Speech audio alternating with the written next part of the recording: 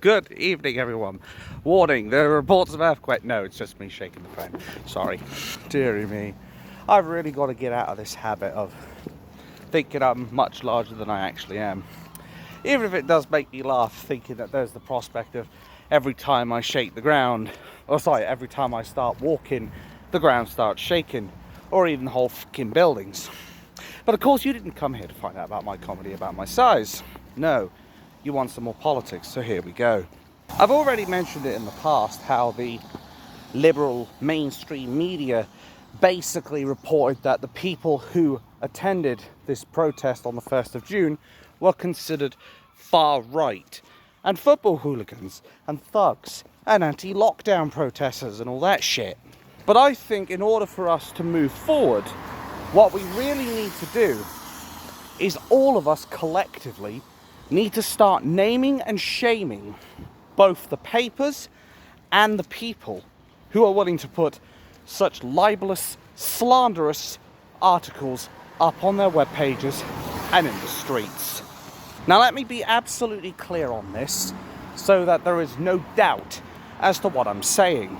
I'm not sitting here saying, oh, the Sun shouldn't do any articles or the Daily Fail shouldn't do any articles. I'm not saying there shouldn't be freedom of the press. But what I am saying is that the people who go out of their way to knowingly, willfully, and or maliciously make false, misleading, fake news articles that are likely to damage the reputation of the person or persons involved in certain things, they should all be held to account. So what I'm going to do is I am going to be linking in the description below Paul Thorpe's video, where he basically highlights all the people who created all those libellous, slanderous statements about us. And from now on, every single time anybody in the media decides to put up malicious, slanderous, libellous statements and articles like this, we need to be there to push back. We need to be there to tell them we will not tolerate this. Because here's the thing, they're more than willing to do this with British patriots who they're willing to slag off as far right. How do you think that would go with Muslims? How do you think it would go with them? How do you think it would go with the Palestinians? How do you think it would go with Just Stop Oil? How do you think it would go with the Black Lives Matter movements? I'll tell you what would happen. They wouldn't fucking dare do it. Because they know the pushback from that would be gargantuan. But of course the mainstream media won't tell you this.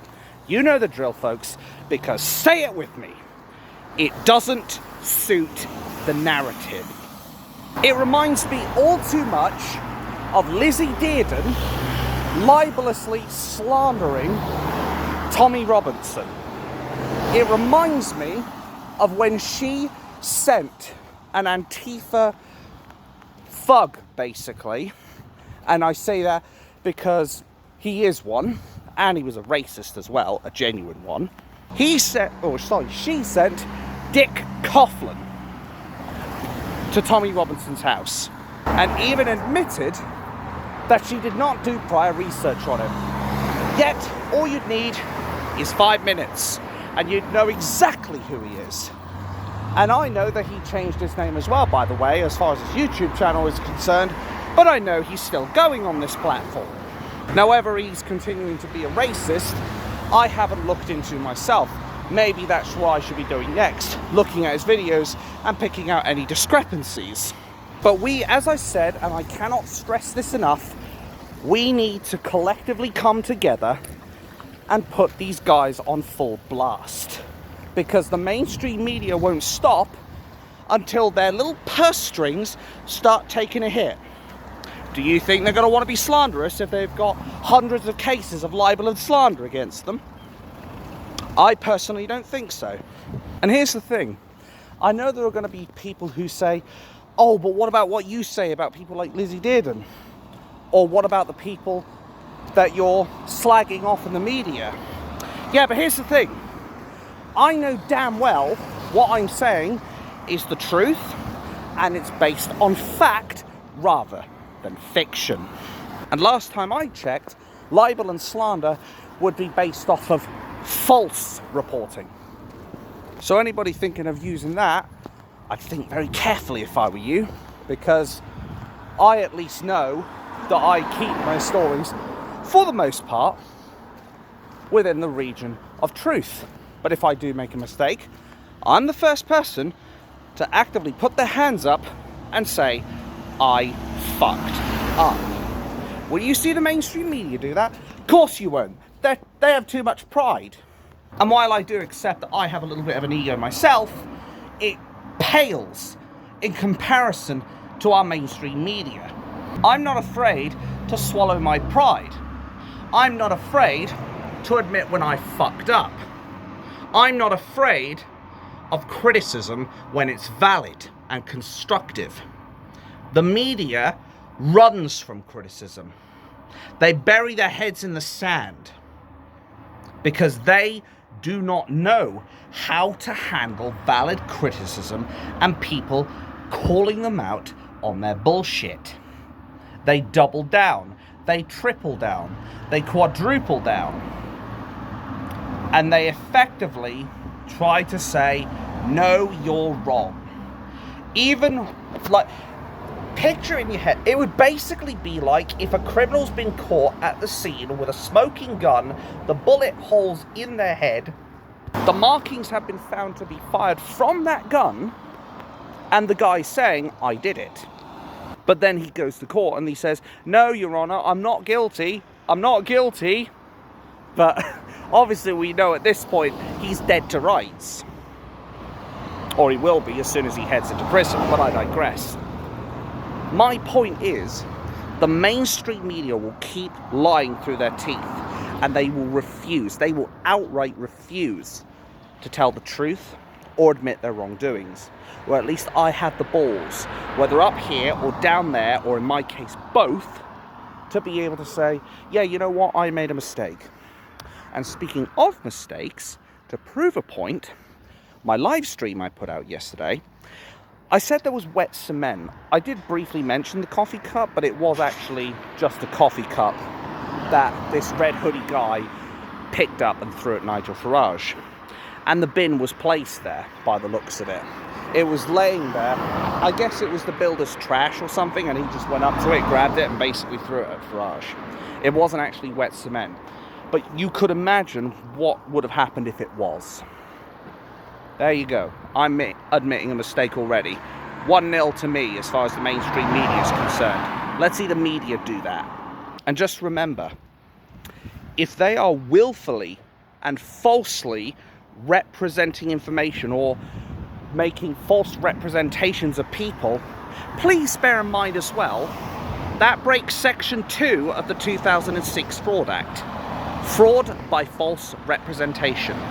Again, mainstream media will be very reluctant to tell you that. Oh, I wonder why.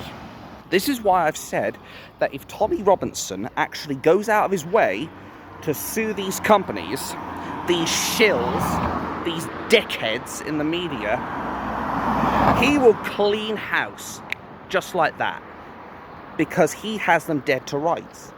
Because there's hundreds, if not thousands of instances of evidence against these mainstream publishers and of course the mainstream media that you'd only need to pick out just a handful of them, and these people in the media wouldn't even be able to fight their way out of a paper bag, unless maybe it's from Asda, in which case their plastic's rather fragile. Anyway, they would hardly be able to fight their way out of a paper bag if we provided all the evidence of the media's libellous, slanderous statements towards people who were merely patriots attending a rally at the 1st of June and calling them far right. Because last time I checked, I saw women, I saw children, I saw the elderly, I see fighting age men, I see middle-aged men, I see 2 people right here that went. But we were all labelled as far right. And the media have, of course, yet to issue an apology. I wonder why that is. I'll tell you why. It's because they have a narrative, and it involves slagging off ordinary people like you and me because they effectively don't have a leg to stand on. If they can't win with facts, which they never will, they resort to belittling people, to calling people names, to throwing out the name tags like the Frisbees. Because the media will never tell us the truth. And the way I look at it, it's time we put them on full blast and show them what happens when you start fucking with the wrong people. Because we will not tolerate this anymore. And if they decide to continue this shit, then we will show them the full fury of our political might and political wrath. And we will make sure these people are taken to task for their libellous, slanderous articles.